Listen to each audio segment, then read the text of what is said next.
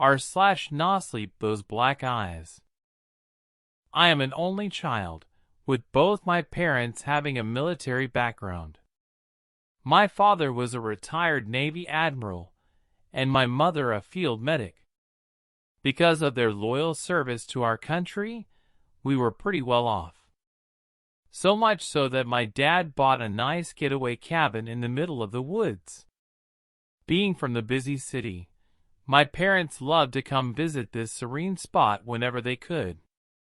To me, though, this place was like getting thrown into prison. I was completely cut off from society and had absolutely nothing to do. You see, I've always been into gaming and technology. Since the cabin was in the middle of nowhere, though, things like internet were foreign. My parents didn't want me bringing any consoles either, so I always got stuck twiddling my thumbs. So I sat back in the car and dreaded arriving at my place of misery. Fortunately for me, I was able to snag one of my handhelds without my parents taking notice. Now, while they were out having fun, I could enjoy myself as well. We would arrive at the cabin around late evening. The sun was just about to go down, giving the sky a pretty orange glow. You should have saw my parents. They were so happy to finally make it. We would then unload our luggage, and I would retreat to my dusty old room. There was absolutely nothing in here a teenager could enjoy. No TV, not even any books for that matter. To fight my boredom, I grabbed my handheld from my bag. I then laid in my squeaky bed and began to play. While there, I couldn't help thinking about how unfair this was. Like maybe if we at least had a pool, I could enjoy the getaway. This was a vacation. Everyone was supposed to be having fun. Not just my mom and dad. Regardless of my complaining, I was still stuck here with little to no entertainment. After a while, I would hear a knock at my door. It was my mother, informing me that she and my dad were going out to a local bar room. The only establishment within miles of this crappy cabin. I was relieved to hear this, since now I could game uninterrupted. So of course, I gave the thumbs up and told her to have a good time. My mom was a bit worried about leaving me alone, but I assured her I'd be okay. Not long after this, they would head out, leaving me to enjoy some quality time to myself. I decided to take my handheld and go sit out on our back porch. Here there was a clear view of the luscious green forest. Even I had to admit that this was some beautiful scenery. I then put my feet up and played for what seemed like hours. The next time I looked up would be when my game died. At first, I thought this wasn't a big deal. A quick charge would fix this problem. As I went inside and searched my bag, however, I discovered something horrible. My charger was nowhere to be found. I would dig and dig, ultimately emptying the contents onto my bed. Sadly, though, there was nothing but clothes. Apparently, I failed to pack the charger to my handheld. Now, with my rage boiling over, I yelled out some rather inappropriate words. Thankfully, I was alone, as my folks didn't tolerate such language. Needing to blow off some steam, I decided to take a walk in the woods. There were plenty of nice trails to explore around the cabin. By the time I went, it was almost dark, so my walk was going to be quick. Heaven knows I didn't want to get lost in the woods when night fell. While trudging along, I began singing to myself out of boredom. I belted out the lyrics to several of my favorite tunes. While the words might not have been correct, it kept my mind occupied. After a while, I came upon an unfamiliar spot. Whereas most of the forest was green and filled with life, The area I found myself in was littered with dead trees. Not only that, but the air was heavy and gave off a putrid smell. Something about this part of the woods wasn't normal. I didn't know what it was, but I knew it was time to go. I then attempting to turn back, but suddenly found myself stopping. A few yards in front of me stood a lone child. I couldn't make out much of his features, but he seemed to only be about 8 years old. I didn't know what business a kid this young had in the woods, so I assumed he was lost. I would then call out to him, asking if he needed any help. Instead of replying though, he slowly turned away from me. I then watched as he disappeared deeper into the forest. Seeing as how this wasn't exactly normal, a chill ran down my spine. I then turned around and quickly made my way home. Whenever I returned to the cabin, it was pitch black dark. My parents hadn't made it home yet either. So with nothing else to do, I went inside and took a shower. As the hot water rolled down my back, I couldn't get the thought of that child out of my mind. Why was he out in the woods so late? Where were his parents? Why did he turn away from me? It just didn't make sense. I sincerely hoped he would be found and returned to his family. After my shower, I went and sat on our old leather sofa. Still drying my hair, I instinctively looked for a TV remote.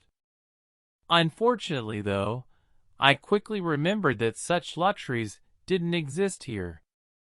So instead, I sat staring at the ceiling, wondering when my parents were coming back. I was also interested in knowing when this crappy Vaki would end. As I trailed off in thought, I heard a sudden knock at the door. This was pretty strange as I didn't see the headlights from my parents' vehicle. Not to mention, random visitors weren't something you got while staying at a cabin in the woods. So out of curiosity, I went to see who it was. I would casually open the door to greet this person like normal. When I did, however, my guess would be the opposite of that word, as standing before me were 2 young children, about 8 years old. In fact, one of them was the boy I had saw earlier. You'd think this wasn't cause for alarm, although you'd think wrong, as both of these children had eyes as black as coal. There were no pupils to speak of, just pure darkness instead. Before I had time to react, one of them spoke. A little girl in period clothing asked a question that made every hair on my body stand up. "May we come in?" I would then slam the door in their faces and lock it. Next, I would run upstairs and grab a baseball bat my father kept in his closet. I didn't know if these were some sort of ghosts or demons, but I knew that I wouldn't be one of their victims. I then found myself returning to the door and giving them a stern warning. I told them I didn't know what they wanted, but they needed to leave before they got hurt. Instead of getting a reply, I began to hear knocking from our back door. Though considering the situation, I knew it wouldn't be a knight in shining armor. Feeling cautious, I peeked out of a nearby window. As I did, my fear would turn to pure terror. There were 2 more of these black-eyed children standing at our back door. One a boy and the other a girl. They would look right at me with those evil eyes. Not knowing what else to do, I screamed out at them, telling them to go away or I'd call the cops. This didn't seem to bother them, however, as they began to speak in unison, asking me the same question to let them in. I jumped back in horror, tightly clutching my wooden weapon. These kids were obviously evil. I didn't want them anywhere near me. Thinking on my feet, I found myself barring the front door with our leather couch. For the back, I would slide our washing machine in front of it, all the while trying to ignore the maddening knocking from these creatures. I felt safe for a moment, but this peace of mind would quickly dissipate. As at every window of our house, I began to hear the knocking. From what it sounded like, I was surrounded, their little hands banging on every potential entrance to our cabin. As if that weren't bad enough, they all repeated the same thing. "Let us in! Let us in! Let us in!" Their words felt like they were invading my soul. With my options dwindling, I retreated to the living room. Standing there all alone, I figured this was it for me. It was only a matter of time before these things would break in and get me.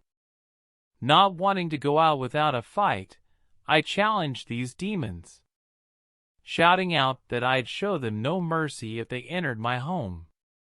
I could at least take out a few of them before my inevitable end. What happened next, however, would be nothing short of a miracle. I saw a set of headlights pulling up in the driveway. Apparently this bothered the little freaks, as their knocking ceased. Knowing my parents had returned, I happily let them in. Once inside, however, they looked at me like I was insane. Furniture moved all around, a baseball bat in the floor. Our summer home resembled that of a war zone. Wanting an explanation, I told him the whole story. How a horde of freaky kids had the cabin surrounded, calling out over and over for me to let them in. Naturally, my old-fashioned parents didn't believe me. They thought I was playing around out of boredom and made all this up. Regardless of what I said, they ended up scolding me. I even began to cry, but it made no difference. My dad made me put all the furniture back and clean everything up.